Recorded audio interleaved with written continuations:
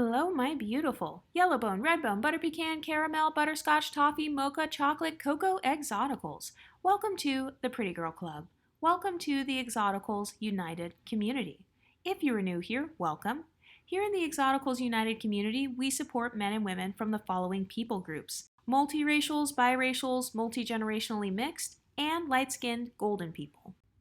Hey, Pretty Girl Club. Welcome to episode 2 of my Decentering Men series. So, I wanted to talk to you guys today about this whole hypergamy movement because I see a couple of holes in their talking points. So, I've noticed that oftentimes women like Lori Harvey and Marjorie Harvey are often praised as hypergamous queens. But let's go ahead and take a look at the types of men that these women are dating. Because my question is, where does hypergamy end and abuse begin? I think that a man being high value has to do with being physically attractive, wealthy, and loyal, and having character. I think it's those three things mainly. I don't think that simply having money or fame makes a person worthwhile. I don't think we should define a woman's worth based on the type of man that she's dating. And let's just go ahead and take a look at this clip right here. The woman I married is a good woman. She the best thing ever happened to me. She's God-fearing. She's loyal. She's faithful. And she's a kind and loving person. I don't care what nobody says. And y'all quit talking about she was in my other marriage and ruined it. She didn't. She was nowhere around that. My marriage, I got divorced in 2005. My marriage was over when the Kings of Comedy was out. Marjorie Harvey was rumored to have been Steve Harvey's side chick ever since 1990. Also, Steve Harvey is admitting right here in this clip that his marriage was over back when the Kings of Comedy was out, which was in the year 2000, and his divorce proceedings happened in 2005. And he didn't end up marrying Marjorie until 2007. So imagine being in a marriage to a drug lord kingpin who gets sentenced to life in prison. This was Marjorie's life before Steve. And then waiting around for 17 years for some famous guy with a little bit of money who is coming to sweep you off your feet. Do we not have anything better to do, ladies? So I guess my question to the hypergamous ladies is, are you willing to live this lifestyle? Is this what living the soft life looks like to you guys? Because I know that for me personally, I don't want to be treated like I'm replaceable. I know that I personally don't want to be treated like I'm just a side dish.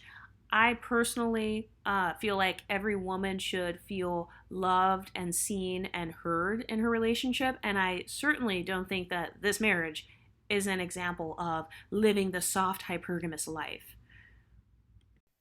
Y'all ain't know that though, did you? It was over then. It wasn't worth a quarter then. By the way, can we just have a moment of silence for whoever Steve Harvey's child is that his wife was pregnant with at the time that he divorced her? Yes, that's right. Steve Harvey was rumored to have cheated and then divorced his pregnant wife and left her. And now here he is on a radio show talking about how his marriage to his pregnant wife wasn't even worth a quarter. Imagine your own father saying that his marriage to your mother wasn't worth a quarter when she was pregnant with you. Let that sink in. It took us this long to get to the divorce. That's when the official paperwork came out. But in 2005, let me hip you to something. I had nothing.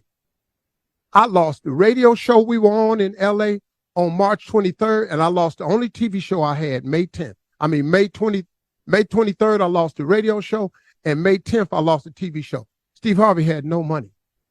Got with Marjorie again, New Year's Eve, met her, talked to her. She was with her kids in Hawaii. We got together in 2006. We had nothing.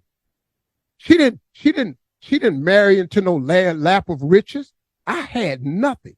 When I asked her to marry me at the end of 2006, and then she said she wanted to get married in 2007, I told her too soon.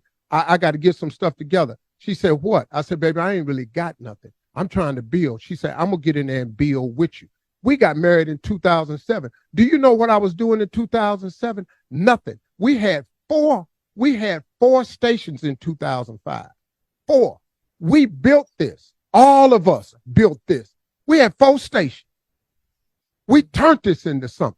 But that woman got down in that foxhole with me and turned this into something.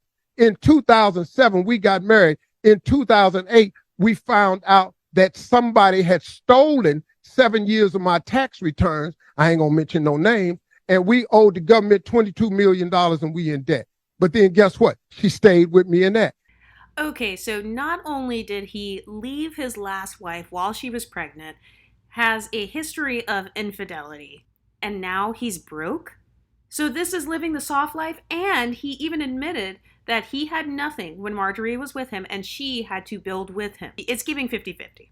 It is giving 50-50. It's giving I'm going to build you up after you have squandered all of your money away. Oh, and by the way, he said that an accountant stole money from him and he owed the IRS $22 million. Let's take a look at how much money Steve Harvey supposedly made up until that money was stolen from his accountant. Okay, so first of all, Steve Harvey's estimated net worth in 2005 was $39 million.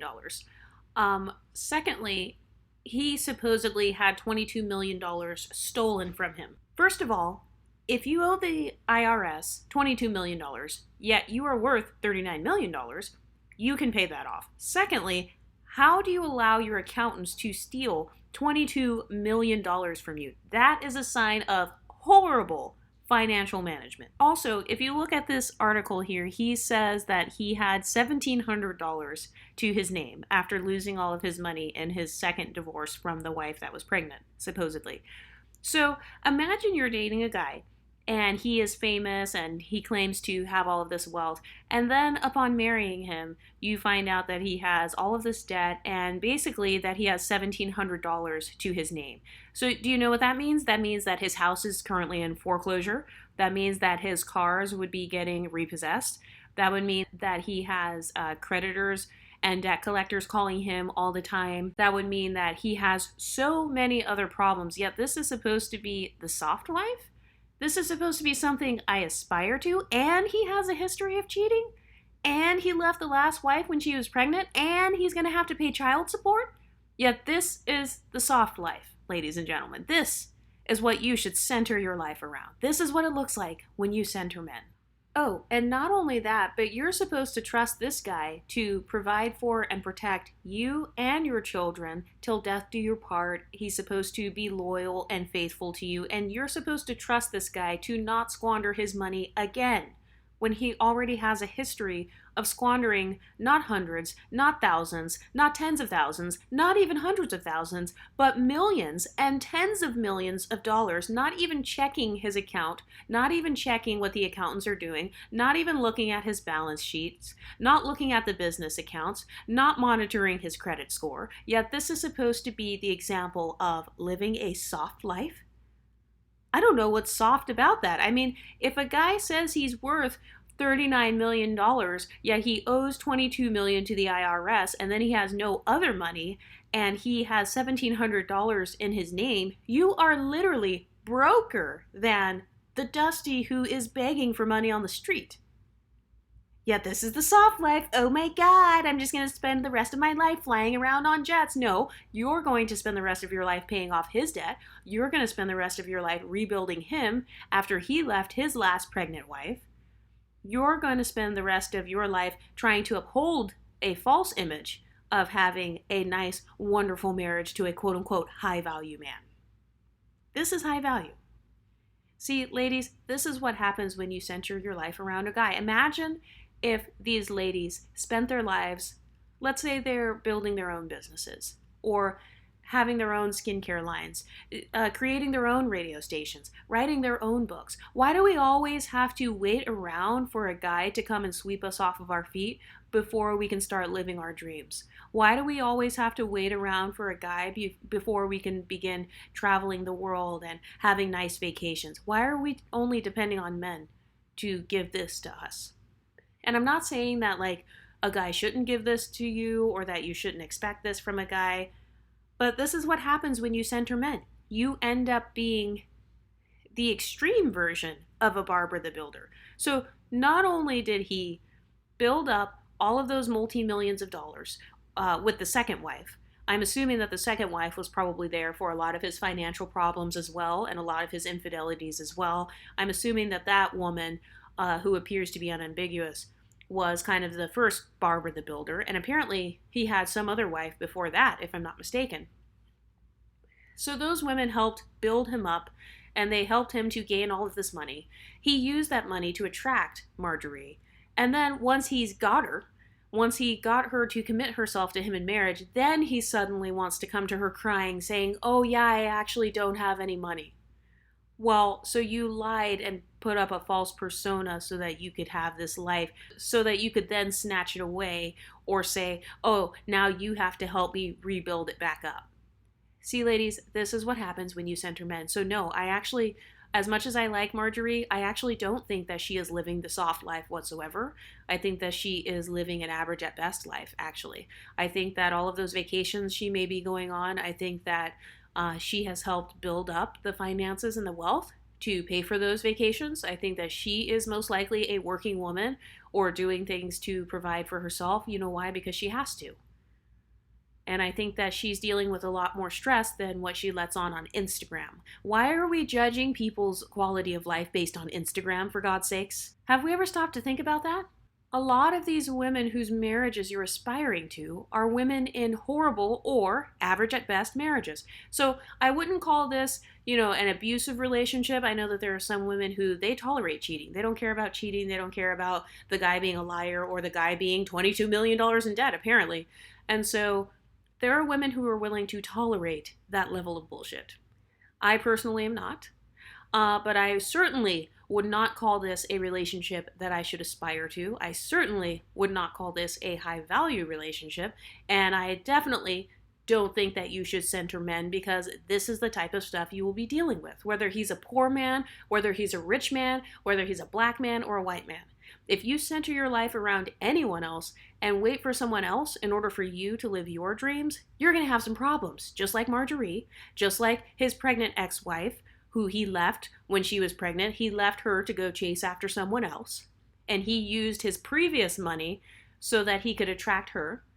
So ladies, tell me, would you date a guy who used to be a millionaire and he squandered tens of millions of dollars and is $22 million in debt with the IRS and has to pay them $650,000 per month?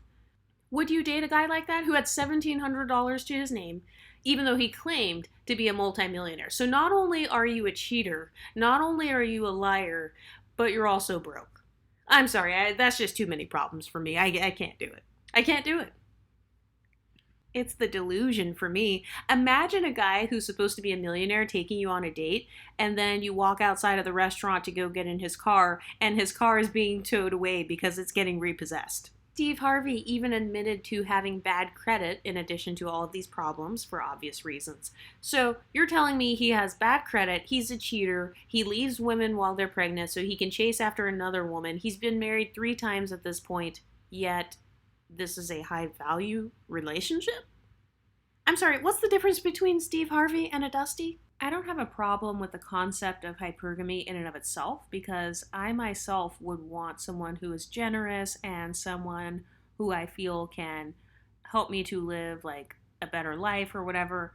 But I just feel like a lot of women are living in a fantasy land, and a lot of women are actually delusional when it comes to men, because if a man has money, does that mean that it's okay for him to suddenly cheat on you? Does that mean it's okay for him to disrespect you? Does that mean it's okay for him to emotionally neglect you? I'm sorry, but I'm skeptical of a lot of the relationship advice that Gen Xers and baby boomers have to give.